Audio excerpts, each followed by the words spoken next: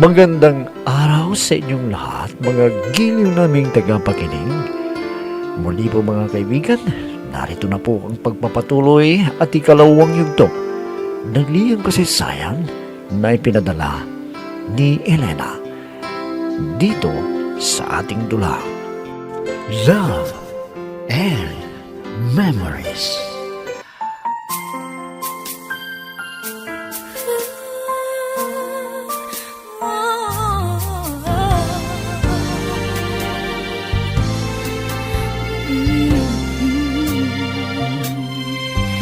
Hindi natin maiwasan na magmahal na lang bigla.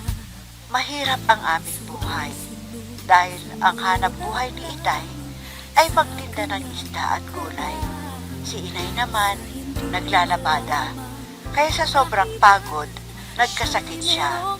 At tuloy din ang pag-aaral na mabuti ng aming kapatid na si Bonnie. Nalaman niya ang pagbabasa at nagpapatalas ng isipan. Samantala si Tito ay kinukulit ako para sagutin ko na siya.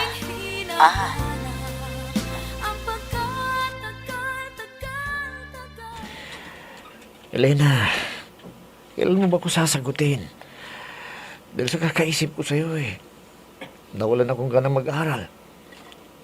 Alam mo, bumaba na lang ng grado ko Alam mo ba, sinabihan ako ng itay ko na wag muna akong makipagnobyo.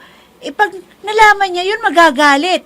Sigurado ako na patitigilan ako sa pag-aaral. Gusto ko lang kasi nasagutin mo na ako Alam ko naman na hindi lang akong naliligaw sa'yo. Sana maghintay ka muna. Hindi ko naman pwedeng suwayin ang itay ko dahil hirap siya sa paghanap buhay para makapag-aral lang kami. Sagutin mo na ako para mapanatag ang loob ko. Wala ka lang ibang sasagutin kundi ako lang. Ito ang tandaan mo, Tito. Kung sakaling makipagnobyo ako, ikaw na yun at wala nang iba pa. Kaya nga, sagutin mo na nga ako para wala kang problema. Pakiusap naman Ang kulit mo naman Alam mo, pag nalaman ng itay ito, lagot ako sa kanya. Pero hindi ka humihinto sa pagmulit Kaya, sige na nga. Sinasagot na kita. Pero, atin-atin lang ito Walang dapat na makaalam Ha? Totoo? Sinasagot mo na ako. Salamat, Elena. Salamat at mahal mo pala ako. Sinagot mo na ako. Huwag ka maingay. Kundi, babawiin ko ang pagsagot ko sa'yo. Bahala ka. Tito Oo. Sikreto lang natin ito Oo, basta walang makakaalam na tayo ng dalawa.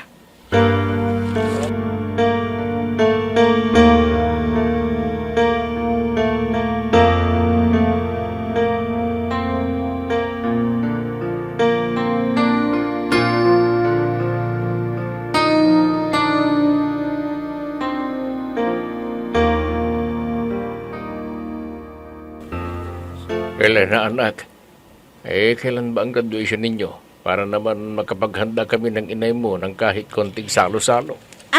Wag na po, itay. Ibili na lang ninyo ng ating kailangan dito sa bahay. Alam po ninyo, itay, may medalya po kayong isasabit sa akin. Ha? Totoo, Elena? Nako, mararanasan ko rin ang umakyat sa stage niyan, anak. Sasabihin ko ito sa inay mo. Siguradong matutuwa yun. Siya nga pala, itay. Nasaan pong inay? Para masabi ko din sa kanya na may matatanggap akong medalya sa aking pagtatapos. Pumunta doon sa amo niya. At makikiusap na mamamalansya na lang daw siya. Sana huminto na ang inay sa kanyang paglalabada o pamamalansya. Baka magkasakit na naman siya, itay. Ang sabi kasi ng inay mo, hindi kami makakaipon ng gastusin mo sa pag-aaral mo sa kolehiyo pag hindi siya nagtrabaho. Itay, may ibang paraan naman. May mga nagbibigay ng scholarship sa mga kolehiyo. Basta makapasa ka lamang sa examen na ibibigay nila. O kaya maging working student. Pwede naman. ikaw ang bahala kung kaya mo. Alam mo anak, ang hirap maghanap buhay ngayon. Halos di makabili ang tao ng isda o kaya gulay. Dapat ay makahanap ako ng ibang pagkakakitaan para makapag-aral ka sa kolehiyo.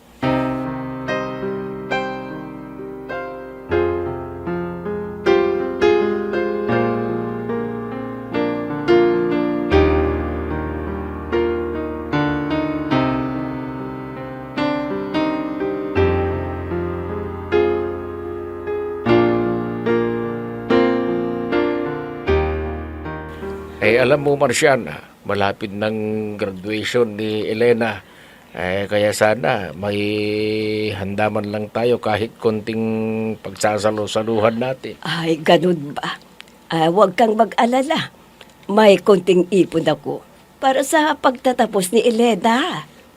Alam mo, may naisip si Elena para makapagpatuloy sa kanyang pag-aaral sa kolehiyo at di raw tayo mahirapan. Ha? Ano naman ang paraan na yan? Baka mahirapan siya kung magtatrabaho, sabay nagpag-aaral niya. Hindi naman. Kundi mag-a-apply sa scholarship na ibibigay ng universidad. At kung may pasa ang exam, ay libre ang tuition fee niya. Ay, sa bagay, matalino naman si Elena. Kayang-kaya niyang ipasa ang ganoong eksamen, di ba? Ay oo naman. At alam mo, sinabi niya na may matatanggap siyang medalya sa kanyang pagtatapos sa high school. Ay, dako, magandang balita yan.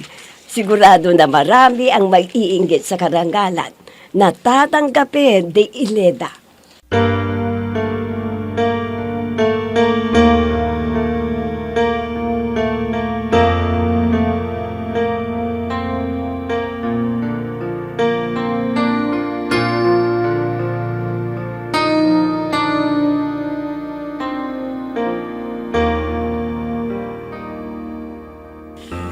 Naku ate, sigurado na matutuwa ka sa nalalapit na graduation ninyo. Ha?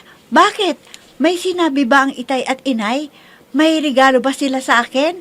Ha? Bonnie? Hindi lang yun ate.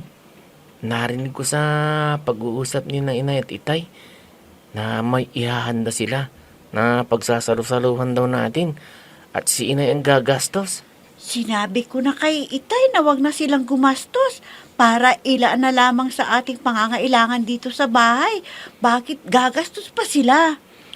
Alam mo ate, masaya lang si inay dahil matatapos ka na sa high school at may medalya ka pang matatanggap. Siyempre, ginawa ko ang lahat para sulit naman ang ginastos ni na inay at itay sa aking pag-aaral. Kahit nahihirapan, kinaya nila para sa ating kapakanan. Tama ka ate. Kaya ako, gusto ko rin makatapos at makapagtrabaho para matulungan ko rin sila. Kaya nga, magsisikap ako para matupad ko ang aking pangarap para sa akin makatapos sa aking pag-aaral sa kolehiyo at makahanap ako ng disenteng trabaho.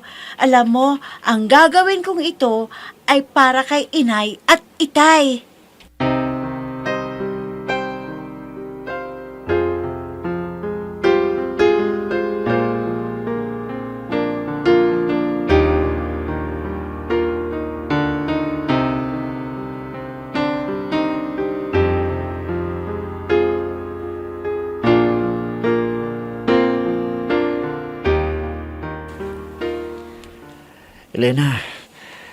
Elena, mag-aaral tayo sa kolehiyo.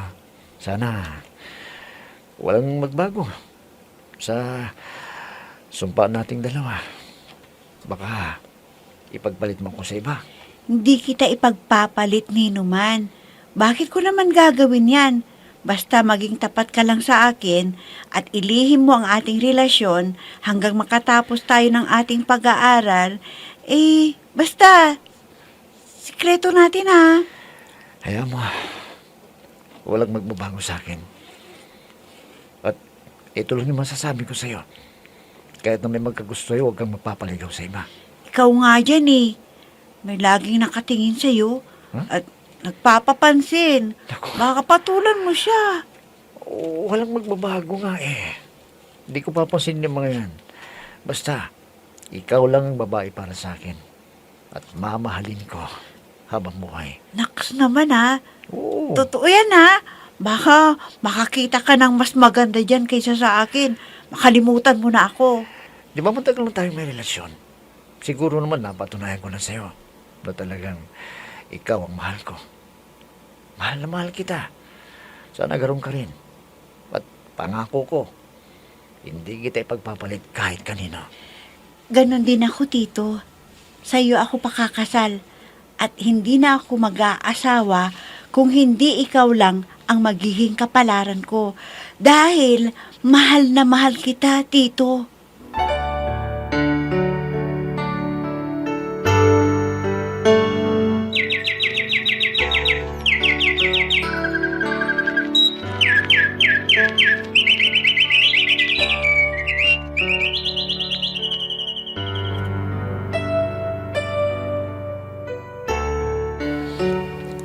Itay, magpapaalam po sana ako sa inyo eh. Total, tapos na rin ako sa kolehiyo. Mag-a-apply na ako ng trabaho. Kasama ko yung kaibigan ko. O sige anak, para hindi tayo kapusin sa ating mga gastusin. Dahil medyo humina na ang katawan ng inay mo. Konti na ang kita niya. Oo nga po, Itay eh. Kaya kailangan ko ng kumilos para matulungan ko kayo ni inay at mga kapatid ko. Sana, Itay, sa gagawin kong ito, matanggap po ako sa trabaho.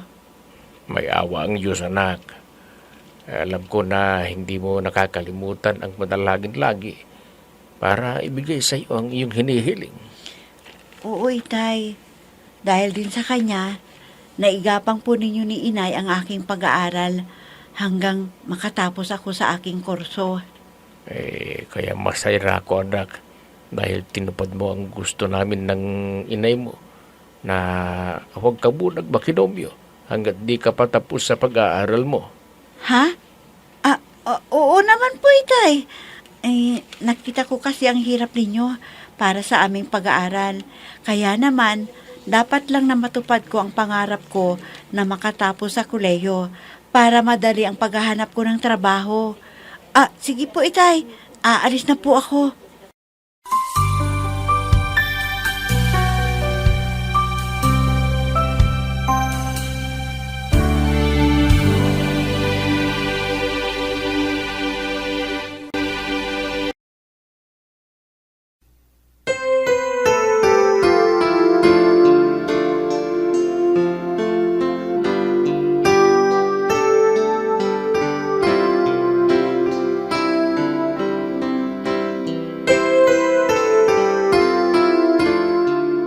Alam mo, Pindong, nagpapasalamat ako sa Diyos at napatapos rin natin si Elena.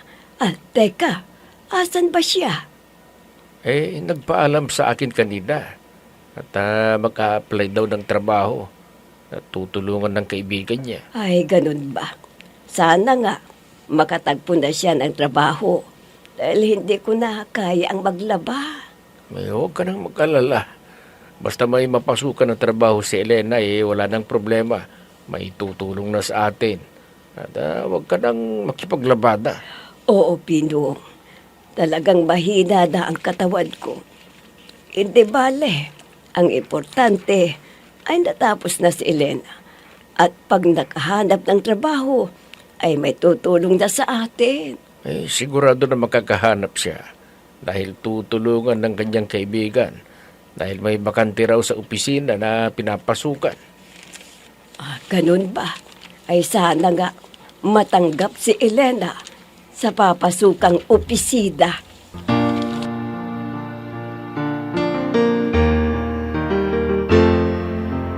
I'm so blessed I have you, 'cause you gave the world to me. You're my inspiration, the perfect one in my life forever. You make my life complete. Buti na lang at dumating ka. Alam mo, may mga aplikante na dyan. Pero sinabi ko sa boss ko na ikaw na lang ang ipalit doon sa nag-resign na sekretarya niya. Mas bagay mo pa. Ikaw naman, binobola mo yata ako. Hayaan mo, pag natanggap ako dito, sa unang sweldo ko, ibubla out kita. Siyempre, yun ang aasahan ko. O halika na. At ipapakilala na kita sa boss ko para malaman niya na nandito ka na. Sandali. Tama ba ang suot ko? Baka naman pintasero yung boss mo. Baka masapak ko. Ay, hindi. Joke lang. O sige, pumasok na tayo dun sa opisina si Sir para ma-interview ka na at masabi na niya sa'yo ang magiging trabaho mo. Salamat, friend, ha. Kung hindi dahil sa'yo, baka mahirapan pa ako na maghanap ng trabaho. Kaya utang na loob ko sa'yo ang pagtulong mong ito sa akin.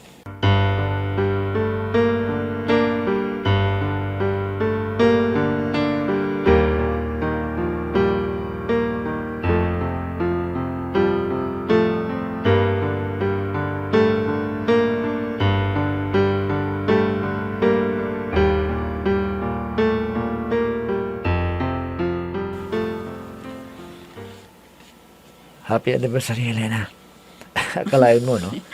Umabot na mo tayo ng 3 taon at naging matibay pa rin ang pagmamahala nating dalawa. Happy anniversary rin, Tito. Alam mo naman na mahal kita. Ikaw lang ang nag-iisa dito sa puso ko. Ganon din ako. Kung gusto mo, di pakasal na tayo. Para wala na akong pangamba. Na baka agawin ka pa sa akin ng iba. Hindi pa ngayon. Alam mo naman na may pangarap pa ako sa aking pamilya. Gusto ko munang maiahon sila sa kahirapan bago tayo magpakasal. Kaya, Ano? Parang may ibig kang sabihin, ah. Ano ba yun? sana maunawaan mo ako, Tito. Gusto ko munang tumulong sa mga magulang ko. Kaya nagpa-process ako ng papeles para makapag-abroad ako. Ha? Ano? Ibig mong sabihin, aalis ka, iiwanan mo ako? Hindi. Ayaw ko mag-abroad ka, Elena. Paano na ako? Hindi ko kaya na mawala ka sa akin. Pero ito lang ang alam kong paraan, Tito. Para naman makatikim ng kaginawa na aking mga magulang at kapatid. Kung aalis ka, maghuhulila ako sa'yo. Ano na lamang mangyayari sa akin? Ikaw pa naman ang inspirasyon ko sa buhay. Tito, pakiusap. Payagan mo na ako. Huwag kang mag-alala. 2 taon lang naman ang kontrata ko eh. Kaya hintayin mo ako, ha? Pagkatapos, uwi ako at pakakasal tayo kaagad. Totoo ba yung sinasabi mo? Baka kunwari lang yan. Para hindi kita pigilan sa gusto mong mangyari. Sige, pagbibigyan kita. Basta, 2 taon lang, ha?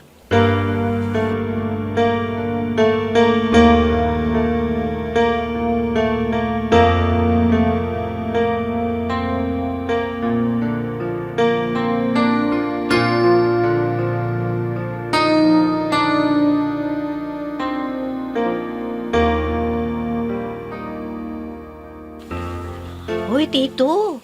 Kanina pa kita napapansin na malungkot. Huwag mo munang isipin ang kaibigan ko. Hayaan mo, hindi kanya ipagpapalit. Ano ba, Tito? Nagtutulala ka na dyan. Teka. May hawak ka pang larawan, ha? Alam ko na. Nangungulila ka sa kanya, no? Oo naman. Siyempre, nasanay kasi ako na nakikita ko siya. Tapos, ngayon bigla na lamang siyang nag-ibang bansa. Sino ba naman matutuwa doon sa ginawa niya? Aba, kung nalulungkot ka, ay maglibang ka. Hindi pwede yung magmukmuk ka. Hindi makakatulong sa problema mo yan. Ano nga magagawa ko? Talagang namimiss ko na siya eh. Teka, sinabi mo na maglilibang ako. Ganito na lang. Pwede ba samahan mo ako? Mamaya? Oo naman. Basta ba makakatulong ako eh. Okay lang sa akin. Teka, saan mo ba gustong pumunta at sasamahan kita?